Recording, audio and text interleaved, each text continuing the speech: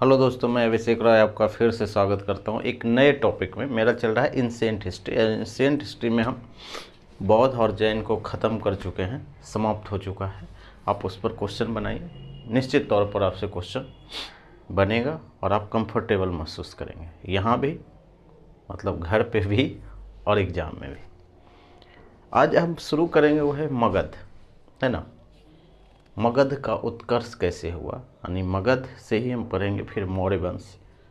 क्योंकि आपको उससे पहले समझना है कि जो महाजनपद है, 16 महाजनपद के हम बातें कर चुके हैं, है ना।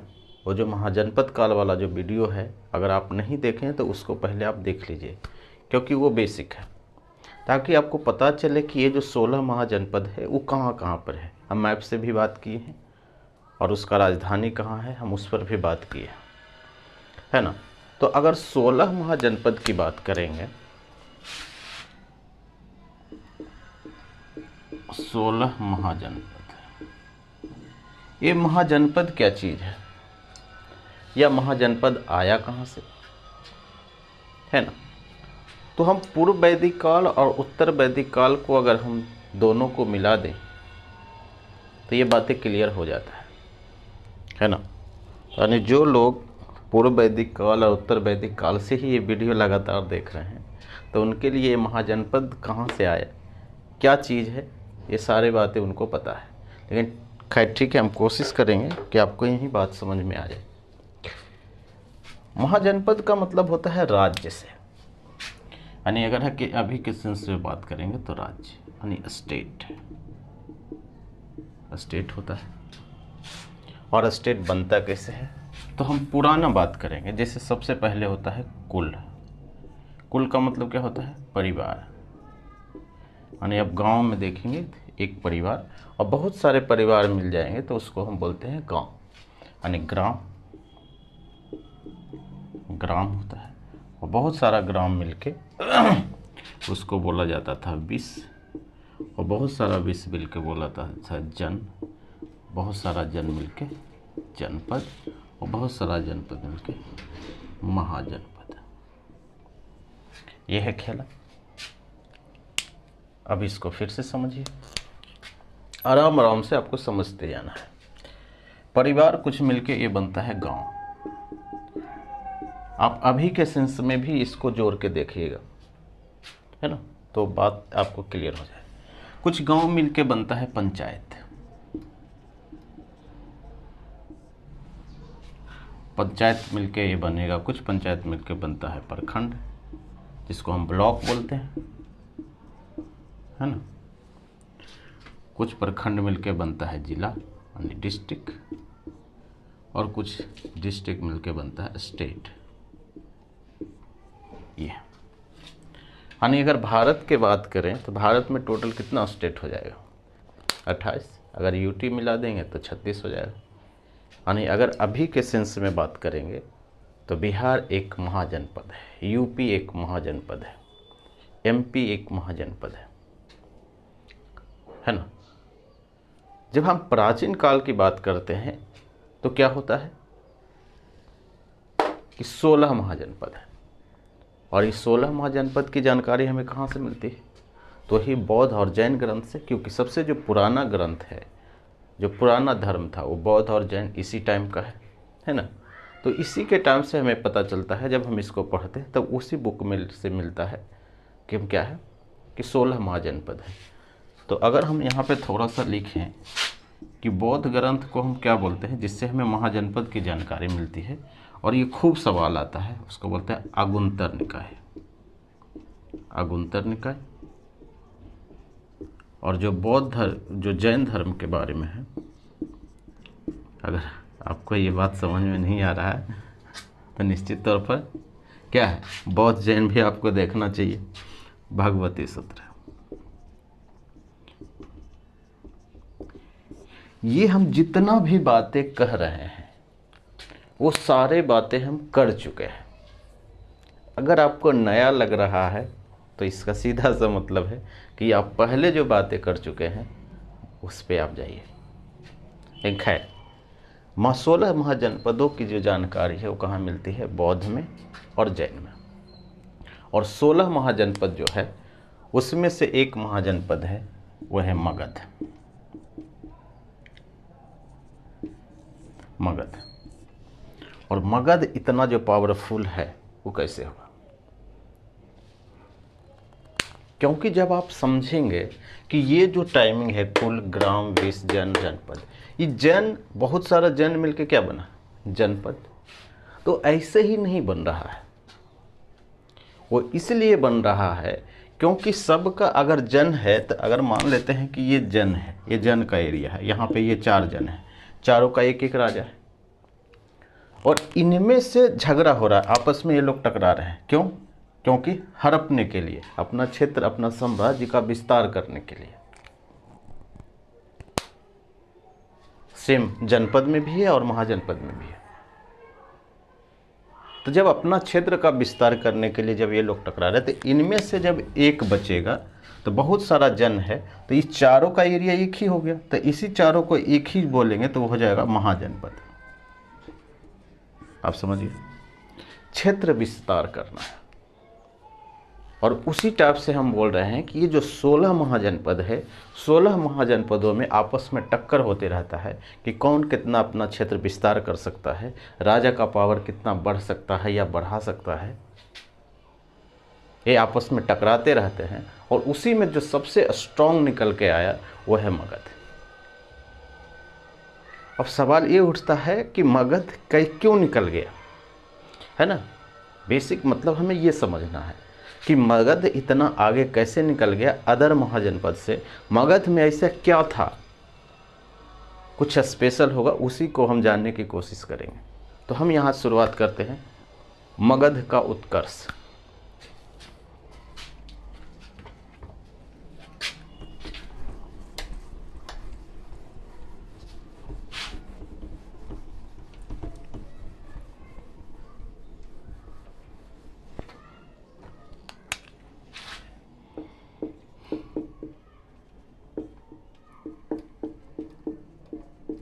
मगध का उत्कर्ष। मगध का उत्कर्ष का मतलब क्या है कि मगध ऐसा आगे क्यों बढ़ गया, हम पहले भी बात करें। और इसकी राजनीतिक स्थिति क्या थी उस समय, भौगोलिक स्थिति क्या थी, सामाजिक स्थिति क्या थी, है ना? हम इसके बारे में बात करेंगे। आर्थिक स्थिति क्या है, तो हम बात करेंगे भौगोलिक स्थिति। भौगोलिक स्थिति क्या थी, है ना? आर्थिक स्थिति क्या थी, और ये क्या है? सामाजिक, और फिर है राजनीतिक।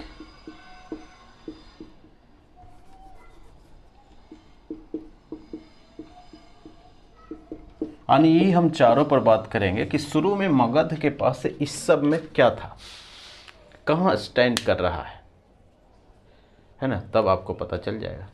अगर हम भौगोलिक स्थिति की बात करेंगे, किसका? मगध का, यानी लोकेशन। सबसे पहला सवाल तो यही है कि मगध आता कहाँ है। तो मगध कहाँ आता है? वो आता है बिहार में। बिहार में कहाँ आता है? तो अगर आप समझेंगे तो पहला, अगर इसका कैपिटल देखेंगे तो वह है राजगीर, और दूसरा जो सेकेंड कैपिटल बना था वो बनता था पटना, या इसको आप पाटलिपुत्रा भी बोल सकते हैं। पाटलिपुत्रा यह है बिहार। और बिहार जनरली आता है मध्य गंगा के मैदान में।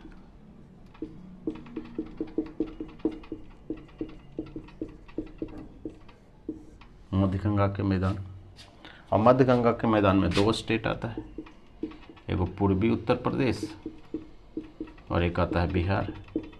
लेकिन हमको सिर्फ अभी बिहार से मतलब है, बिहार,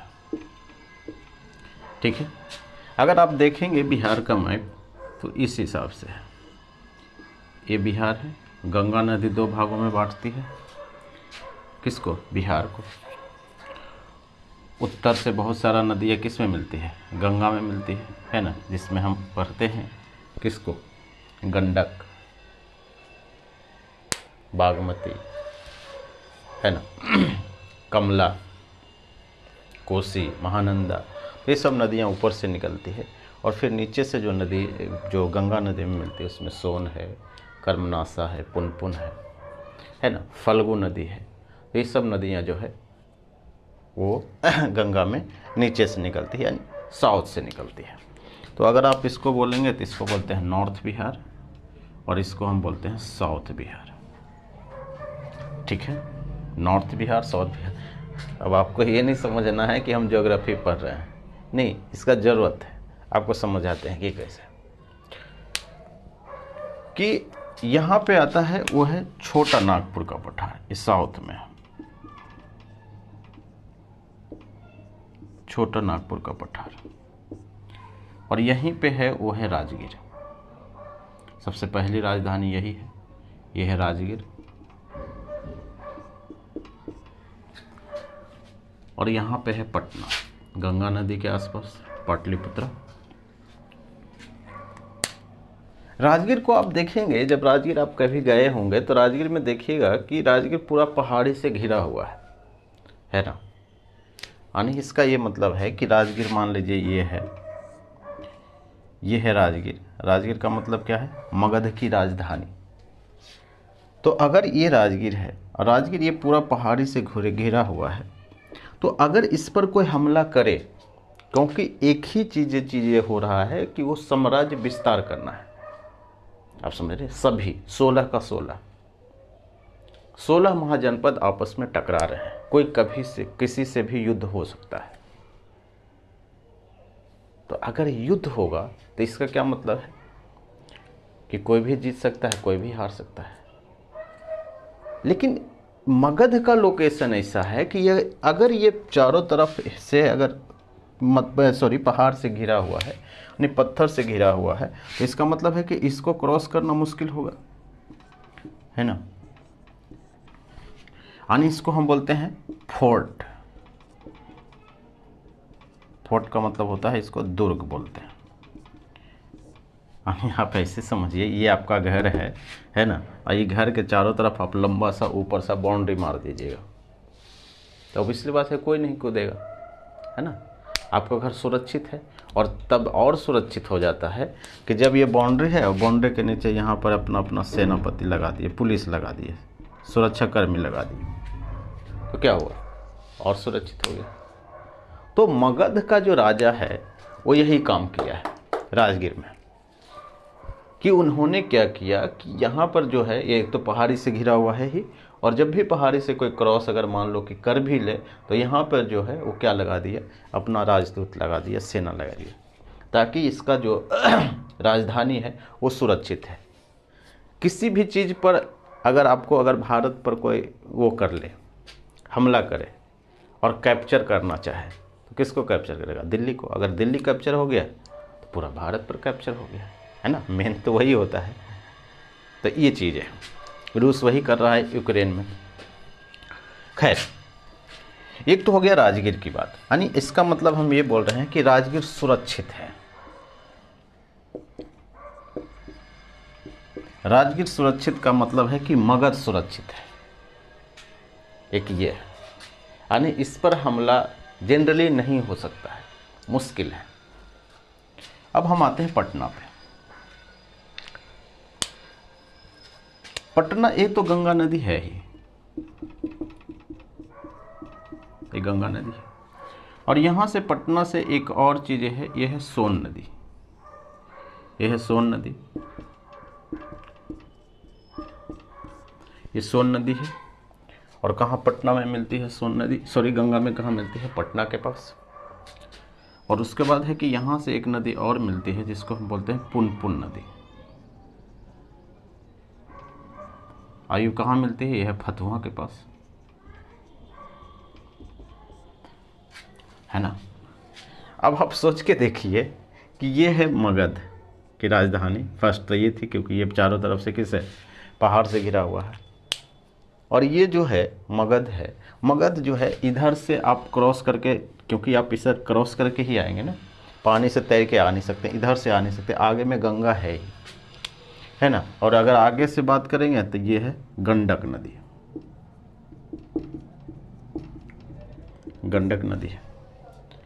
यानी इसका मतलब है कि अगर ये स्थल दुर्ग है तो ये क्या है? जल दुर्ग है, जल से घिरा हुआ है, जलदुर्ग। यानी यहाँ भी जो है हमला करना मुश्किल है। अब इसका दो मतलब है कि एक तो पूरा पटना जो है, पूरा मगध है, वो सुरक्षित है। एक तो ये है कि हमला नहीं हो सकता है, पहला चीज़ तो यही है कि ये जो है ये सुरक्षित है। अब आप सोचिए कि अगर किसी का घर सुरक्षित हो तो आप दूसरे पर नज़र डाल सकते हैं, आप समझ रहे हैं। और दूसरे पर नज़र डालने का मतलब ये होता है कि आप दूसरे को साम्राज्य के विस्तार के बारे में या हमला करने के बारे में सोच सकते हैं, क्योंकि आपको पता है कि हमारे ऊपर हमला नहीं हो सकता है। एक तो ये कारण है, यानी सबसे बड़ा फायदा था वो है लोकेशन का। अब यहाँ से एक बात और क्लियर होगा कि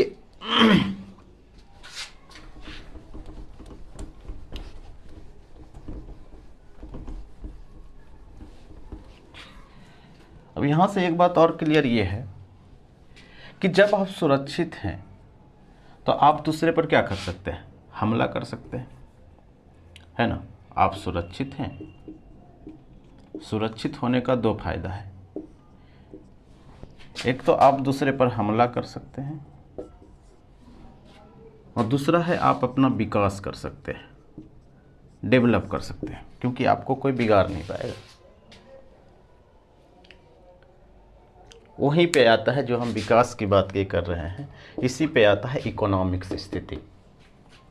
अब विकास कैसे हुआ हम इस पर आते हैं। आपको पता है कि मगध में ही आता था वो है छोटा नागपुर का पठार। रिसोर्सेस, विकास के लिए आपके पास क्या रिसोर्सेस पहले से है, संसाधन क्या है आपके पास। तो अगर आप रिसोर्सेस की बात करेंगे तो ये जो छोटा नागपुर का पठार है वो मगध में आता था। तो जितना भी छोटा नागपुर का कंट्रोल है, छोटा नागपुर पठार पर कंट्रोल है, वो मगध का है। और इसमें जितना भी खनिज संसाधन है उस पर कंट्रोल मगध का हो गया। अब जब संसाधन पर कंट्रोल है मगध पर, है ना, वही चीज़ झारखंड में बट के अलग हो गया बिहार से। तो यहाँ से सबसे महत्वपूर्ण चीज़ें वो निकाला, वो था लोहा। लोहा क्या निकाला, ये लोहा। अब लोहा से आप दो काम कर सकते हैं। एक तो है कि आप हथियार बना सकते हैं, हथियार, बढ़िया हथियार बना सकते हैं या बहुत सारा हथियार बना सकते हैं। तो एक तो यहाँ झगड़ा करने में आसानी होगी, क्योंकि किसी के पास मान लीजिए कम हथियार है, आपके पास ज़्यादा है, तो ऐसे भी आप फायदे में। तो एक तो फ़ायदा इसका यहाँ पे है। इसलिए हम यहाँ ये भी देखते हैं कि लोहा जो है दो, उस समय दो लोगों के पास था, एक तो अवंती के पास और दूसरा है मगध के पास। क्योंकि अवंती का जो लोकेशन है वो है मलवा और मेवाड़ का जो पठार है, मलवा एंड मेवाड़, या ये बोल सकते हैं बुंदेलखंड।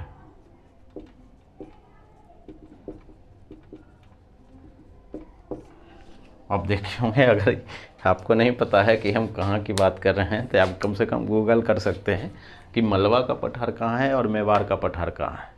क्लियर है ना, क्योंकि हम अभी ये चीज़ें पढ़ा नहीं सकते हैं, क्योंकि ज़्यादा मुश्किल हो जाएगा समझाना।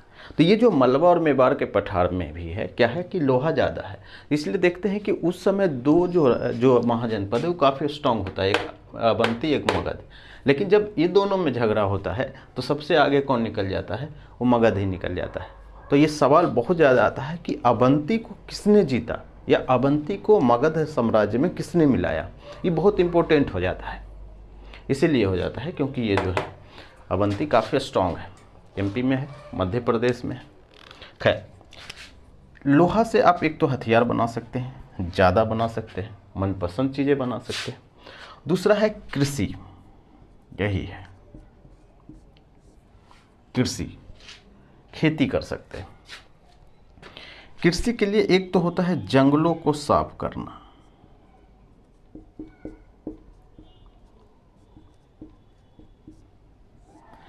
जंगल को साफ करने का यहाँ क्या मतलब है कि ये जो मध्य गंगा के मैदान में बहुत सारा जंगल था, तो जंगल को साफ करके, जैसे होता है ना झूम कृषि हम बोलते हैं, आदिवासियों अभी भी वो यूज करता है कि जंगल को काटा और जंगल काट के, मान लो इस एरिया में है तो जंगल को काट के पूरे जंगल को जहाँ पे काटा है उसका जड़ के लिए वहाँ पे आग लगा दिया, है ना।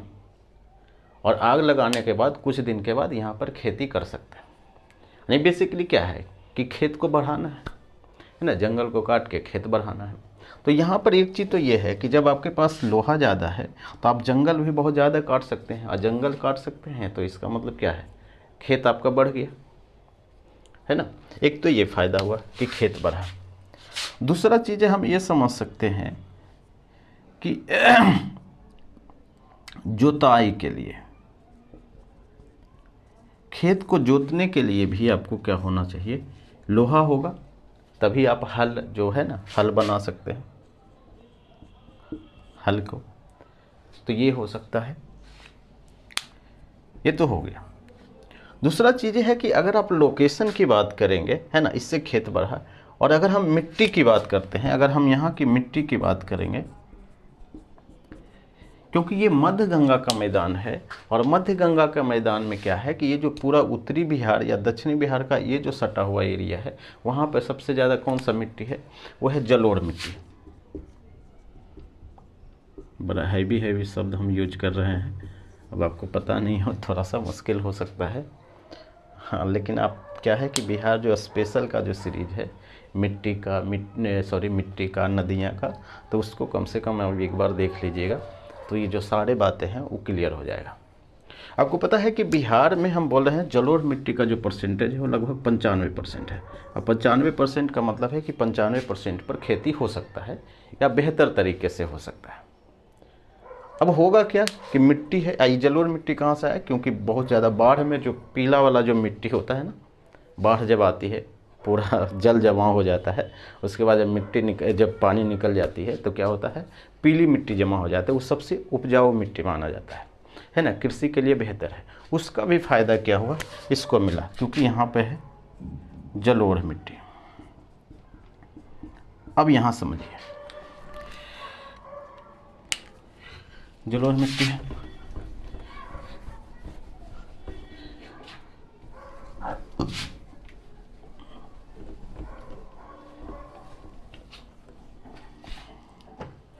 अगर नीचे नहीं दिख रहा होगा तो आप कोई टेंशन लेने की ज़रूरत नहीं है, सिर्फ हमारे बात पर आपको समझ ध्यान रखना। जब जलोढ़ मिट्टी है तो यहाँ से एक फ़ायदा हुआ कि कृषि बेहतर हुआ, कृषि बेहतर हुआ। कृषि बेहतर का मतलब है कि सरप्लस में हुआ।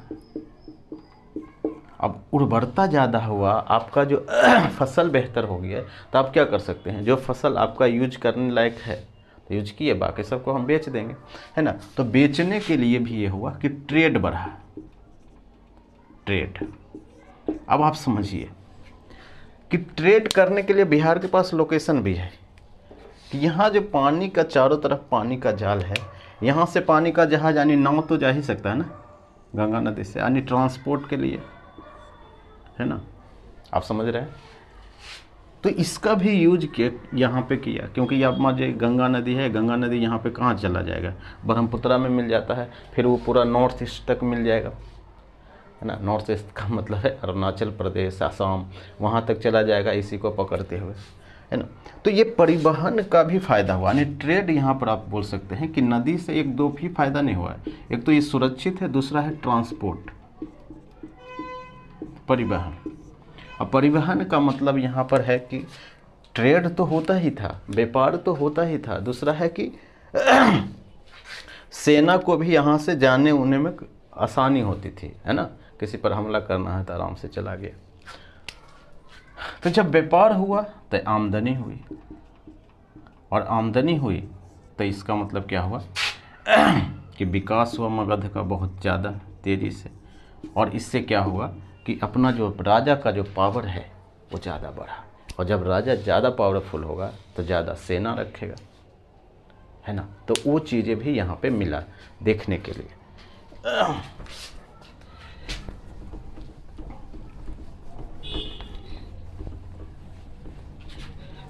विकास से क्या हुआ कि सेना बहुत सारा सेना ये रखा, है ना। लड़ने के लिए। लड़ाई क्यों हो रहा है? क्योंकि साम्राज्य का विस्तार करना है। अब सेना अगर हम लड़ते हैं तो इसमें अगर सेना में उस समय जो प्रचलित सेना था वो घोड़ा, रथ, है ना, पैदल, ये सब जो सेना है वो सभी के पास है, क्योंकि हम उत्तर वैदिक काल में ये बातें पढ़ चुके हैं कि ये जो सेना है। लेकिन इसके पास एक महत्वपूर्ण चीज़ वो था हाथी। मगध के पास ये सबसे ज़्यादा बेनिफिट दिया। और ये हाथी आया कहाँ से? ये जो छोटा नागपुर का जो पठार है नीचे में, हम पहले भी बात की कि मगध के कंट्रोल में था प्राचीन भारत में, और यहाँ पे पूरा जंगल है, और जंगल से ही ये पकड़ा था हाथी। पकड़ लिया, जंगल में हाथी रहता ही है, और उस हाथी का प्रयोग किया लड़ने में। अब हाथी का प्रयोग जी काफ़ी बेनिफिट होता है। एक तो हाथी पर अगर कोई आदमी बैठ जाए तो ऊपर भाला मार ही नहीं सकता है, गोली नहीं, ध्यान रखिएगा, अभी के अनुसार आपको नहीं समझना है, क्योंकि भाला होता था, कुल्हाड़ी होता था, उस टाइप का चीज़ से झगड़ा होता था। तो अगर हाथी पर कोई ऊपर बैठा हुआ आदमी है तो उसको तो आप मार ही नहीं सकते, है ना। और दूसरा है कि हाथी को पूरा भीड़ में दौड़ा देता था मगध वाले। अब उससे क्या है कि पूरा भीड़ को ही क्या हुआ, मसल के रख दिया, कुचल दिया, तो बहुत फ़ायदा हुआ। इसलिए क्या हुआ कि जो सेना है इसका, एक तो सेना भी बहुत सारा था, हम आगे पढ़ेंगे भी सामाजिक स्थिति में, यानी हाथी का फ़ायदा हुआ यहाँ पे झगड़ा में भी। एक चीज़ तो ये है। और दूसरा बात है कि जब हम सेना की बात करते हैं तो बहुत सारा जो सेना है वो ये जो पानी के रास्ते से कहीं भी जा सकता था, ताकि आप जाल देख ही रहे हैं। अभी भारत सरकार क्यों नहीं यूज कर रही है, एक चिंता का विषय है।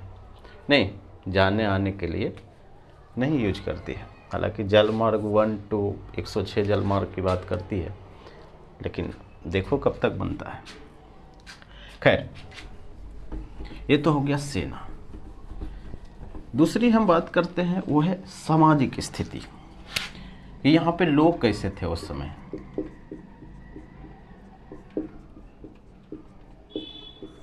सामाजिक का मतलब है कि यहाँ पर था ब्राह्मण विरोधी, ब्राह्मण विरोधी मानसिकता। और इसी समय सबसे ज़्यादा चर्चा में आया था वो है बौद्ध धर्म, है ना। तो क्योंकि मगध में ज़्यादातर लोग बौद्ध धर्म मानने वाले थे, जो राजा है, तो इसलिए जितना भी जो शूद्र लोग हैं या नीचे वाला जितना भी लोग, आपको पता है कि बौद्ध धर्म का उत्थान ही हुआ था ब्राह्मणों के अगेंस्ट, है ना, ताकि क्षत्रिय, क्या वैश्य और शूद्र, ये तीनों ही क्या हुआ था, वो कोशिश किया था कि ये जो ब्राह्मण धर्म है वो ख़त्म हो जाए या उससे हम निकल जाए, है ना। तो उसका फ़ायदा इसको मिला। तो इसलिए बहुत सारा जो लोग हैं जो बौद्ध धर्म में जुड़े, और बौद्ध धर्म के जुड़ने का मतलब था मगध में से जुड़े, क्योंकि मगध का जो भी राजा है, ज़्यादातर राजा उस समय क्या माना कि बौद्ध धर्म को ही मान रहा था। तो लगभग माना जाता है कि 80,000 गांव, चढ़ा बढ़ा के भी हो सकता है, ये उस समय क्या है मगध के साथ, यानी लोग इसके पास ठीक ठाक है ना। लोग ज़्यादा का मतलब यहाँ पे है कि एक तो लड़ सकता है, दूसरा एक खेती भी बेहतर तरीके से कर सकता है ना। तो इसको दोनों फ़ायदा मिला। एक तो ये है। अब इतना सब के बावजूद एक चीज़ आता है, वो है राजनीतिक स्थिति, पॉलिटिकल। पॉलिटिकल कौन करेगा? वो जो ऊपर में मैनेज कर रहा है, राजा, है ना। तो राजनीति यानी डिप्लोमेटिक, यानी कोई भी आदमी कितना डिप्लोमेटिक है, कब किस पर हमला करना है, कब करना है, किसके बारे में जानकारी रखना नहीं रखना, यानी ये जो पूरा सिस्टम है उसको कैसे मैनेज करना है, वो किसका काम था? वो राजा का काम है। और राजा भी इसका देखते हैं कि बहुत स्ट्रॉन्ग है। जब हम आगे पढ़ेंगे, बिंबिसार, बिंदुसार, अजातशत्रु, चंद्रगुप्त मौर्य, अशोक, ये सब लोग आपको पता है कि काफ़ी स्ट्रॉन्ग लोग हैं, है ना, मेंटली भी बहुत स्ट्रॉन्ग थे। तो ये है मगध का उसका, यहाँ से मगध है। अब मगध कैसे कैसे विस्तार होता है उसके बारे में पढ़ना है कि मगध शुरू में ऐसा था। ठीक है, थैंक यू।